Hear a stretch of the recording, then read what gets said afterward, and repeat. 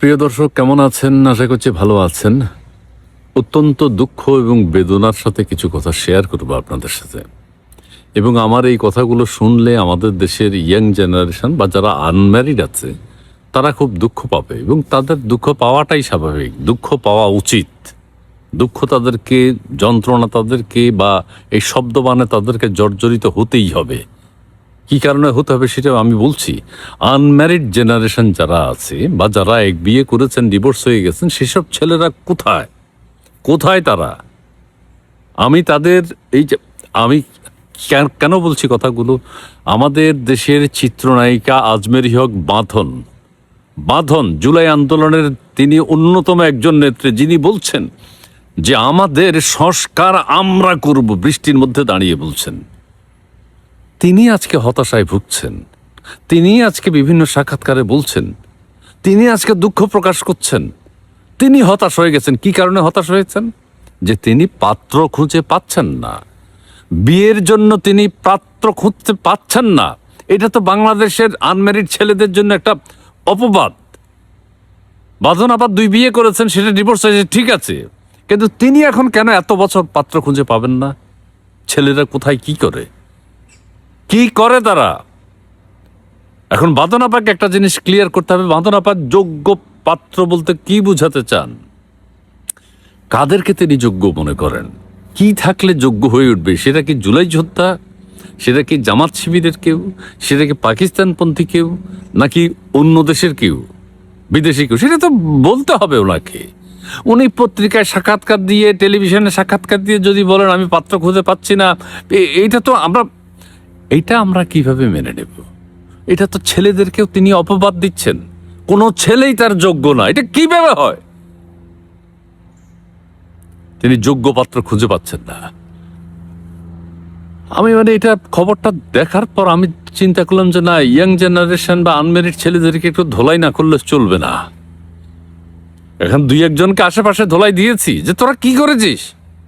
এখন তারা একটা কথা বলেছে যে হ্যাঁ, বাঁধন আপু তো জানতে হবে যে ছেলেদের কি কি যোগ্যতা থাকতে হবে, ওনার হাজবেন্ড হতে হলে কি কি ক্রাইটেরিয়াটা কি, বায়োডাটাতে কি কি লিখবো আমরা, কি কি গুরুত্বপূর্ণ বিষয় আমরা উপস্থাপন করতে হবে, যেটা শুনলে উনি আপ্লুত হবেন, যেটা দেখলে উনি খুশি হবেন।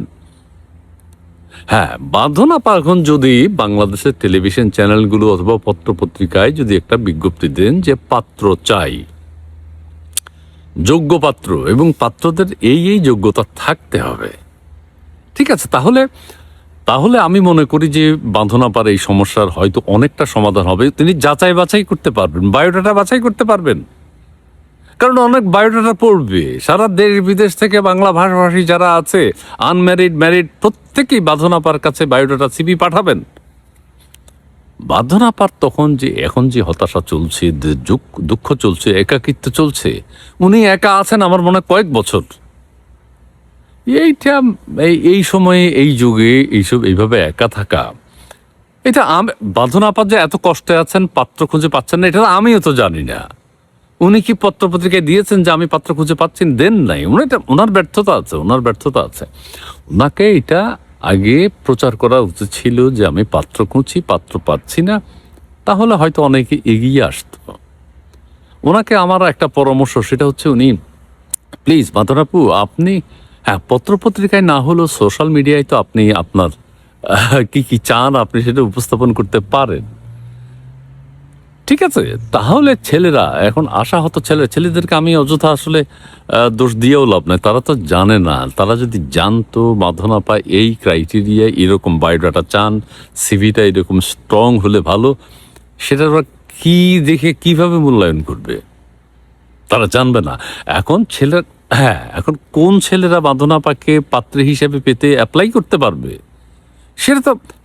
সেটা কি জেনজি, সেটা কি জুলাই যোদ্ধা, সেটা কি পাকিস্তানি, সেটা কি ভারতীয়, সেটা কি বিদেশি কেউ, সেটা কি স্বাধীনতার পক্ষের কেউ, কি সেটা তো স্পেসিফিক যদি করা হয়, বলা হয়, বাঁধন আপা, আমার মনে হয় আপনার সমস্যার সমাধান হয়ে যাবে। কিন্তু আপনাকে সেটা বলতে হবে, মুখ খুলে বলতে হবে। আপনি চুপ করে থাকলে তো আমরা বিষয়টা আমিও জানি না।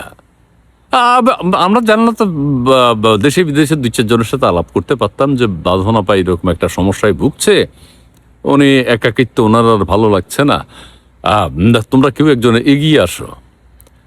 সেটাও তো আমাদের করার কোনো সুযোগ নেই। আমরা যে একটা ওনার পাশে দাঁড়াবো, উনি সংস্কার চেয়েছেন, ঠিক আছে, ওনার পাশ থেকে যে আমরা কিছু কথা বলবো যে তোমরা আসো, সেই সুযোগও তো তিনি আমাদের দিলেন না। অথচ তিনি, হ্যাঁ, না, কিভাবে কি হবে বাঁধন আপু, বাঁধন আমাদের চিত্রনায়িকা, আমাদের নাট্যাভিনেত্রী, অভিনেত্রী বাঁধন আপু, এবং যে সংস্কার তিনি চেয়েছেন সংস্কার তো হচ্ছে দেশে, 18 মাস যাবৎ হয়েছে, এখনো হচ্ছে। বাঁধন আপা সেদিক দিয়ে হ্যাপি আছে, কিন্তু এখন তিনি কোন দেশের পাত্র খুঁজছেন এইটা নিয়ে কিছু কথা আছে, এখানে কিছু ঝামেলা আছে।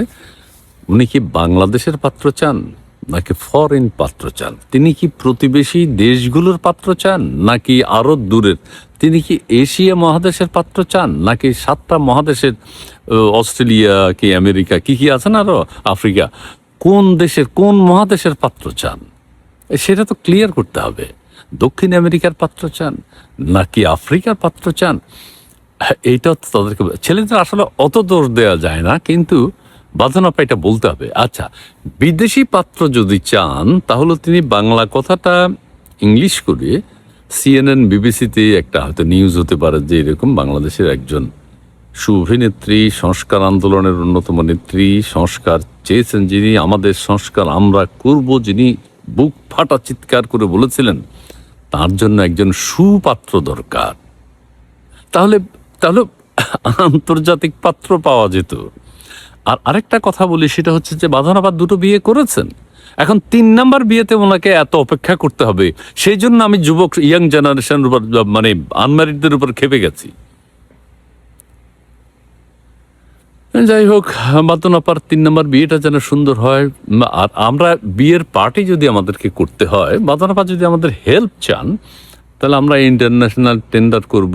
যেরকম একটা বিগ পার্টি করতে গেলে কেমন কস্ট আসবে, কন্ট্রাক্টে আসতে হবে। দেশি বিদেশি বিভিন্ন যে ফার্মগুলো রয়েছে ইভেন্ট করে, যারা ইভেন্ট, তারা এগিয়ে আসতো।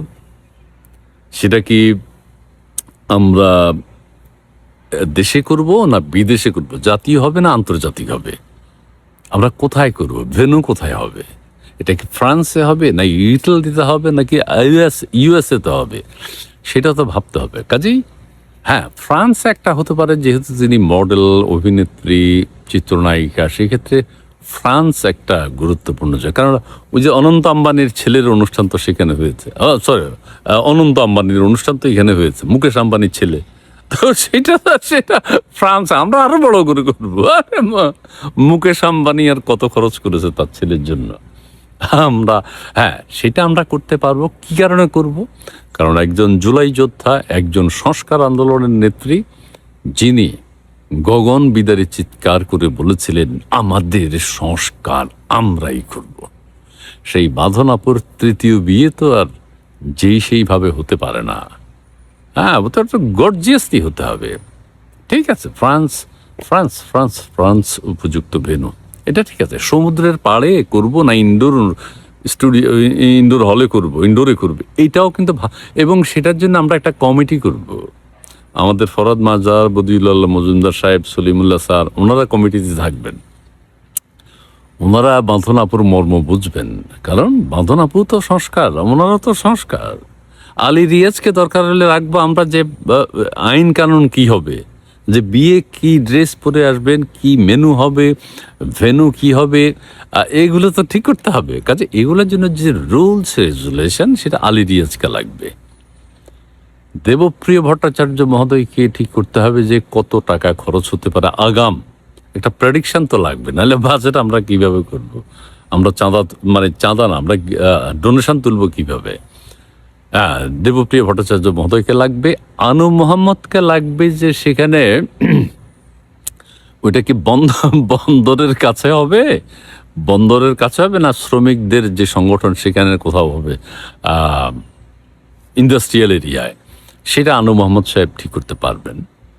আর কাকে কাজে লাগানো যায়, হ্যাঁ, মানে সব সেক্টরে আসলে একটা অনুষ্ঠান করতে গেলে বাঁধন আপার বিয়ে বলে কথা, আমি অন্যদিকে চলে যাচ্ছি। আমি এখন যেটা আবারও শেষবারের মতো বলতে চাই, যুব সমাজ তোমরা এগিয়ে যাও। বাঁধন আপু কি চায়, কিভাবে হলে উনি খুশি হবেন, কি ধরনের কি করলে ওনার সুপাত্র উনি কি থেকে নির্ধারণ করবেন, তোমরা ওনার বাসার সামনে ভিড় করো, সিভি নিয়ে যাও, এগিয়ে যাও। বাঁধন আপুর বিয়ে হবে না এই যুগে, এটা তো আমরা ভাবতে পারি না, মানতেও পারি না। মানে পাত্র খুঁজে পাবে না, এটা তো হয় না।